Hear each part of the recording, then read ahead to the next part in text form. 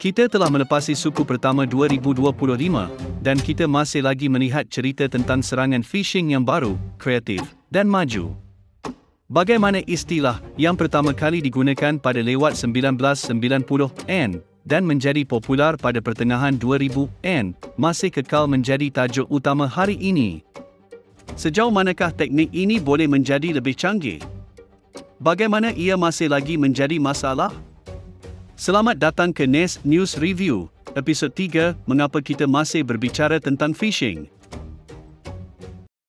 Terdapat jawapan ringkas untuk soalan ini, iaitu anda boleh menganggap phishing sebagai sejenis serangan yang memanfaatkan psikologi untuk mengeksploitasi risiko berterusan berdasarkan tabiat manusia. Umpan phishing boleh memikat kita untuk klik dengan cara yang serupa seperti kesenangan segera atau rasa mendesak, boleh memikat kita untuk memecut melebihi had laju semasa memandu, walaupun kita sedar akan risiko yang diketahui. Inilah sebabnya mengapa kita umumnya mendapat manfaat daripada palang pengawal yang boleh mengurangkan risiko tindakan kita. Sebagai contoh, dalam kes memecut laju, palang pengawal boleh berupa teknologi had laju, atau teknologi pengesanan kesedaran pemandu, atau jalur desakan di lebuhraya, yang direka untuk menolak kita ke arah yang betul dan mengurangkan kemungkinan kemalangan. Dalam kes phishing atau aktiviti yang memberi impak keselamatan, kita boleh menganggap palang pengawal ini sebagai lapisan penyekat risiko, contohnya teknologi penapisan email yang cuba menangkap pautan phishing berbahaya sebelum ia sampai kepada penerima, atau teknologi lain seperti Content Disarm and Reconstruction atau CDR, yang menukar lampiran email yang berpotensi berbahaya kepada bentuk yang lebih selamat, seperti menukar dokumen Microsoft Word dan PDF kepada dokumen teks sebelum menghantarnya kepada penerima. Ianya memerlukan keseimbangan antara interaksi ini yang menggambarkan cabaran di satu pihak, penggunaan palang pengawal atau lapisan penyekat risiko sebagai pendamping berterusan kepada pengguna, dan pada masa yang sama, di samping itu, penggunaan program kesedaran untuk meningkatkan keupayaan pengguna mengenal pasti umpan phishing. Laporan oleh Rohit Nambiar dari Google Threat Intelligence Group, GTIG, membantu menggambarkan ini. Kisah itu menerangkan satu kempen phishing yang baru dan luar biasa yang menghantar fail konfigurasi Microsoft Remote Desktop Protocol, RDP, sebagai lampiran email. Fail-fail ini ialah fail teks yang mengandungi tetapan sesi desktop jauh. RDP adalah cara biasa untuk menyambung ke sistem Windows dari jauh, contohnya ketika menyambung ke pelayan.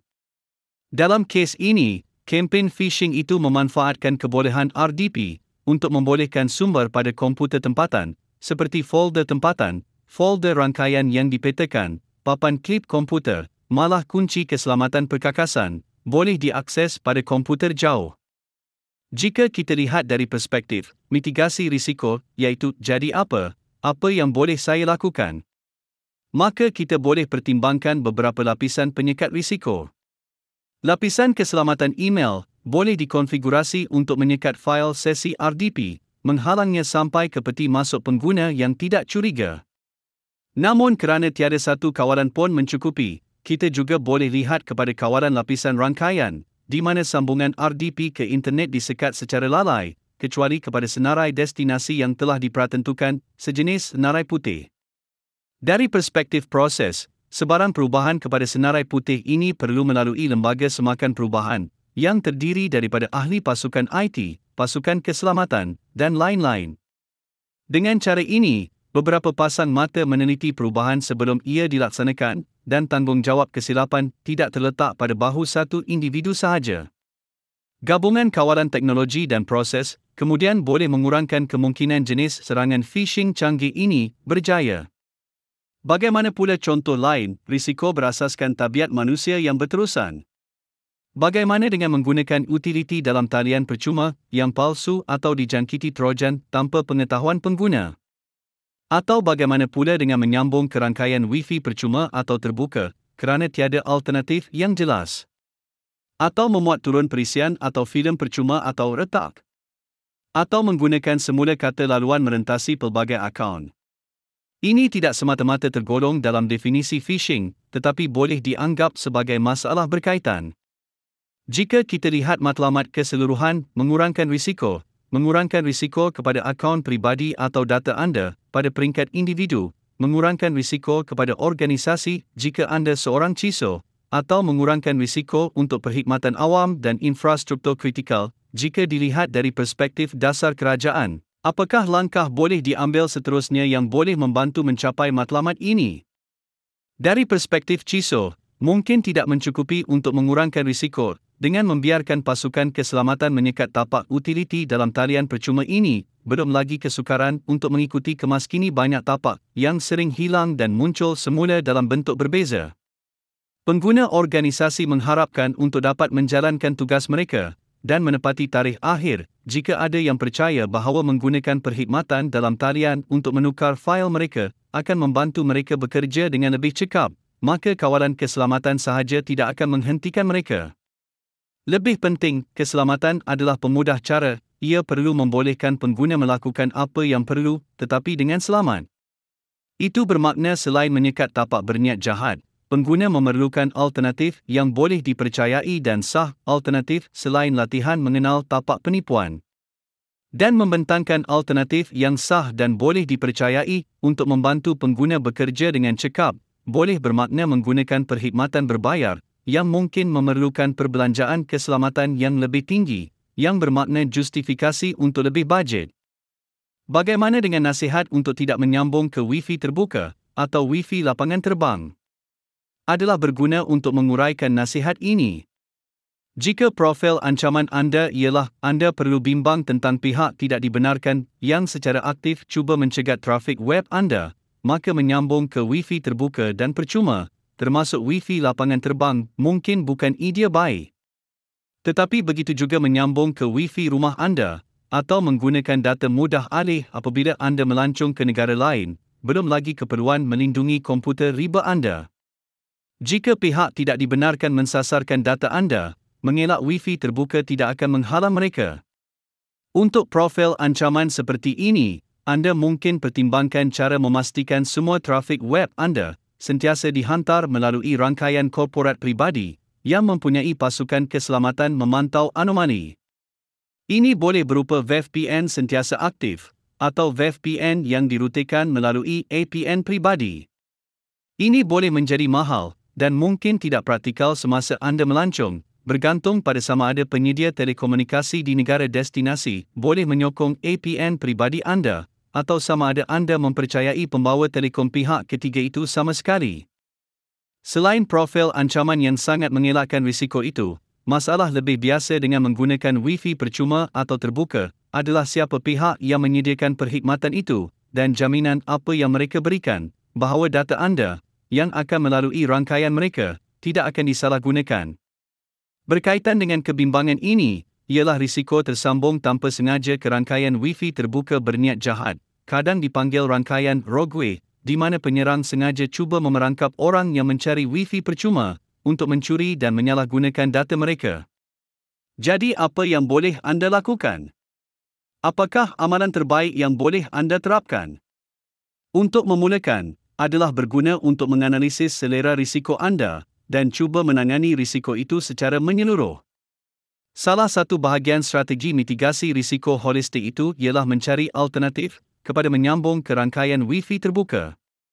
Tetapi apakah elemen lain dalam strategi holistik ini? Mengekalkan semua peranti anda dikemaskini dan tampal terkini, memastikan semua perisian sentiasa dikemaskini, terutama penyemak imbas anda. Menggunakan pengurus kata laluan yang bereputasi, supaya anda ada kata laluan unik untuk setiap akaun, mengelak sambungan pelanjutan penyemak imbas, tidak memuat turun perisian retak, dan sudah tentu, mengikuti perkembangan nestradio.net dan mendengar pelbagai perspektif tentang cara menangani ancaman keselamatan. Sekarang andaikan semua ini telah dilakukan, dan anda mempunyai sikap keselamatan yang teguh, dan Wi-Fi terbuka menjadi pautan paling lemah dalam rantaian keselamatan anda, maka pertimbangkan pilihan anda untuk menangani risiko ini.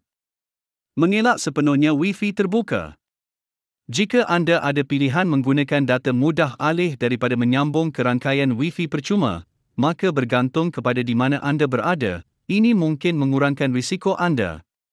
Logiknya ialah rangkaian pengendali telekomunikasi biasanya tertutup, dan tanggapan bahawa lebih sukar dan selalunya menyalahi undang-undang bagi pihak tidak dibenarkan untuk mencegat trafik tersebut. Namun menggunakan data mudah alih boleh menjadi sangat mahal dengan cepat. Jadi anda mungkin perlu merancang atau menyediakan bajet untuk itu. Bagaimana jika anda tiada sambungan mudah alih di tempat anda berada dan anda terpaksa menyambung ke Wi-Fi percuma atau terbuka? Wi-Fi lapangan terbang, Wi-Fi dalam kereta api, Wi-Fi semasa menunggu di pusat memberi belah, Wi-Fi apabila anda melancong di luar negara. Dalam kes itu pertimbangkan risiko ini pada pelbagai peringkat. Pada peringkat rangkaian, untuk menghalang serangan rangkaian, jika anda menggunakan komputer riba, pertimbangkan untuk mengaktifkan firewall Windows atau Mac OS untuk menghadkan sambungan daripada pihak tidak dibenarkan yang berada pada rangkaian terbuka yang sama. Ini boleh melindungi anda daripada pihak tidak dibenarkan yang ingin mengimbas peranti anda mencari kerentanan. Dari segi DNS, untuk menghalang pihak tidak dibenarkan daripada memerhati laman yang anda cuba akses melalui permintaan nama domain, pertimbangkan penggunaan DNS over HTTPS atau DNS over TLS supaya permintaan DNS tidak dihantar dengan jelas. Dari sudut tingkah laku, pertimbangkan untuk mengelak atau menangguhkan aktiviti berisiko tinggi seperti log masuk ke bank anda atau melakukan transaksi kewangan atau bahkan log masuk ke akaun email dan tapak beli belah sehingga anda kembali ke rangkaian yang dipercayai. Kembali kepada soalan, mengapa phishing masih menjadi berita? Mengapa menonjolkan serangan baru yang menggunakan umpan pintar atau kawalan teknologi anti-phishing baru yang dijual oleh vendor keselamatan masih dianggap sebagai sesuatu yang unik? Kemungkinan besar semakin kita melihat penyelesaian phishing sebagai masalah yang boleh diselesaikan yang memerlukan gabungan perubahan organik dan pematuhan yang diperintah serta dikuatkuasakan, makin cepat kita akan mengurangkan masalah ini sehingga tiada lagi. Perubahan organik terbentuk melalui pendidikan dan kejayaannya bergantung pada bagaimana mesej itu disampaikan dan dikuatkan. Perubahan preskriptif yang disertai pematuhan dikuatkuasakan lebih cepat, tetapi berpotensi mengganggu fungsi organisasi, menyerang pekerja kerana gagal ujian phishing boleh menjejaskan moral. Begitu juga mencirikan masalah ini sebagai kegagalan manusia. Sebaliknya, jika anda melihat penyelesaian masalah ini sebagai gabungan perubahan organik dan preskriptif, sebagai kerjasama, serupa dengan purple teaming, gabungan red teaming dan blue teaming, di mana pembela berpeluang melihat penyerang melaksanakan serangan dan belajar cara mempertahankan daripada teknik baru. Demikian juga, membawa pengguna melihat serangan phishing dunia nyata dan bagaimana ia boleh menipu sesiapa sahaja, bahkan pakar infosesi paling bersedia. Ini dapat meningkatkan penerimaan dan mempercepat akar mesej. Semua ini disokong oleh kawalan teknologi untuk memastikan risiko organisasi kekal rendah. Itu sahaja, Steam episod 3. Saya Vafa Dario Izzadinia. Saya harap anda menikmati mendengar episod ini, seperti mana saya menikmati menyediakannya.